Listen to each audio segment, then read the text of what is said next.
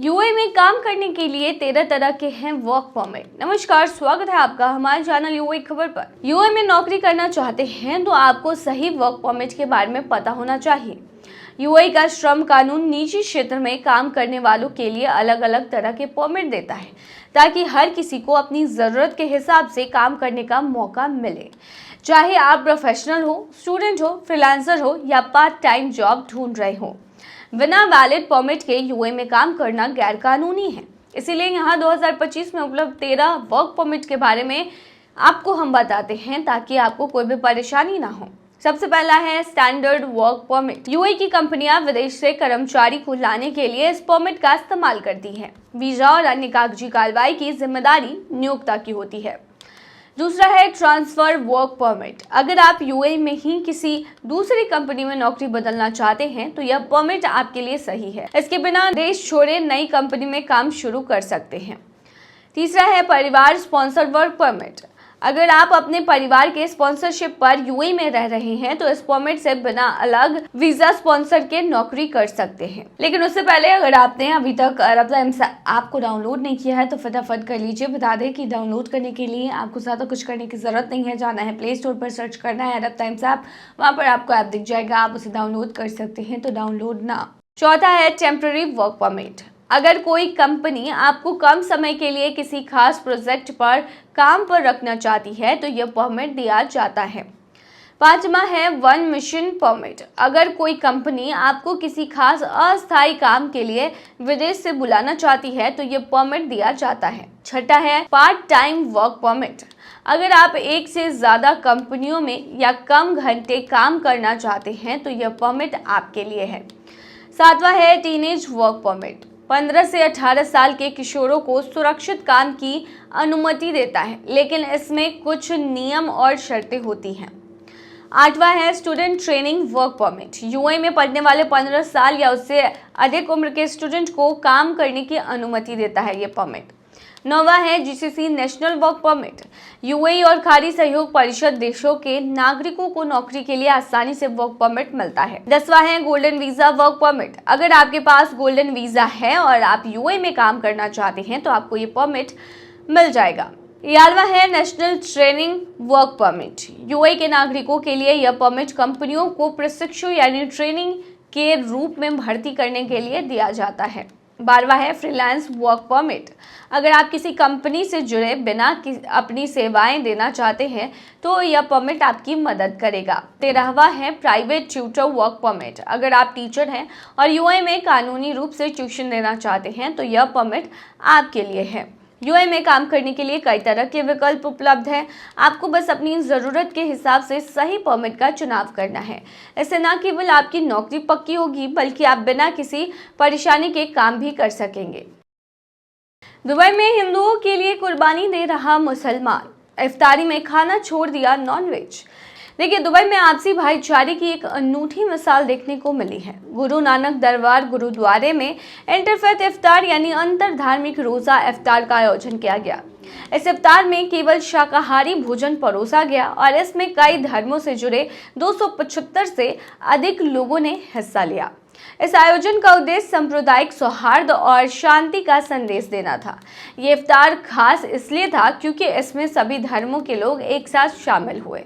आयोजन स्थल में प्रवेश करने से पहले सभी लोगों ने अपने जूते बाहर उतारे और सिर को ढका। इस आयोजन में सरकारी अधिकारी, धार्मिक नेता, राजनयिक और अन्य प्रतिष्ठित व्यक्ति शामिल हुए। गुरुद्वारे के अध्यक्ष सुरेंद्र सिंह कांधारी ने बताया कि यह आयोजन यूएई की धार्मिक सहिष्णुता और सांस्कृतिक विविधता को दर्शाता है।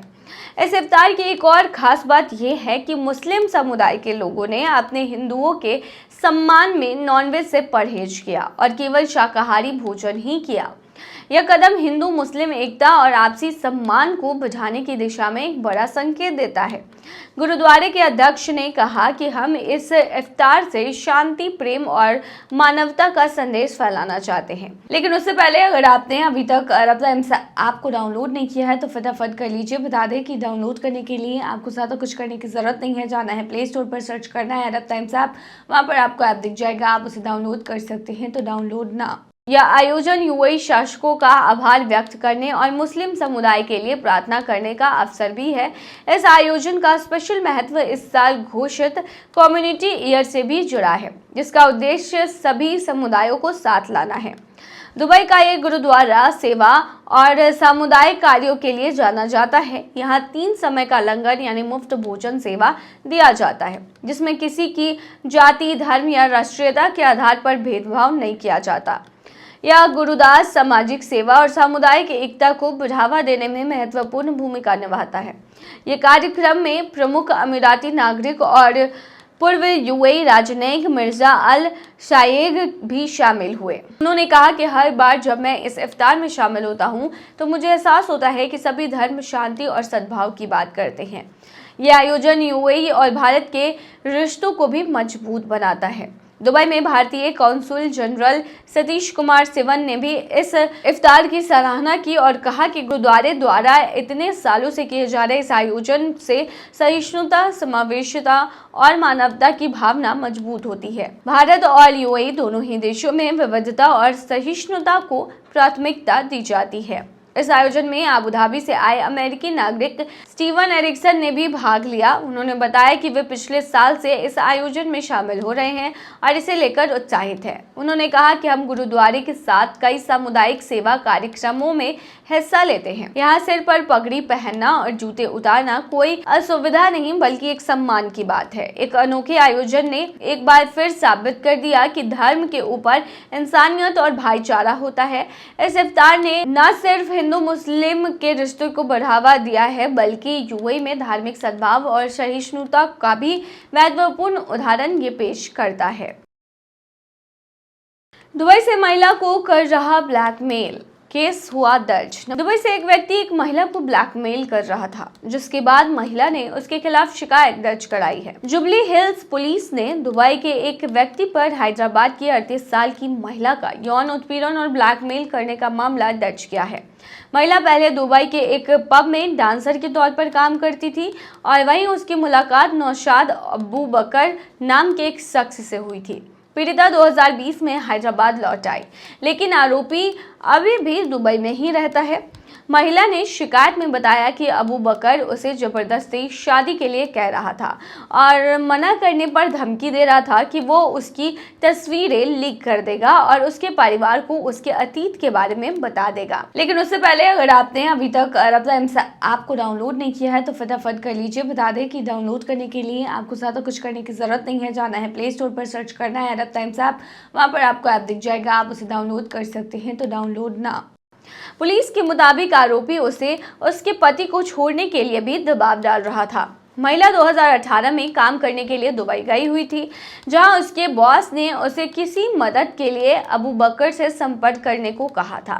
धीरे धीरे दोनों की जान पहचान हो गई। 2019 में जब महिला दुबई वापस गई तो अबू बकर ने जबरदस्ती उसकी तस्वीरें और वीडियो ले लिए। 2020 में जब महिला हैदराबाद आई तो अबू बकर ने उसे ब्लैकमेल करना शुरू कर दिया और दुबई वापस आने के लिए मजबूर करने लगा। डर के कारण महिला दुबई गई और किसी तरह अबू बकर को तस्वीरें और वीडियो डिलीट करने के लिए राजी कर लिया। इसके बाद वो वापस हैदराबाद आ गई, लेकिन कुछ महीने बाद अबू बकर हैदराबाद पहुंचा और फिर से उसे परेशान करने लगा। जब महिला ने मिलने से मना किया तो उसे दोबारा ब्लैकमेल करना शुरू कर दिया।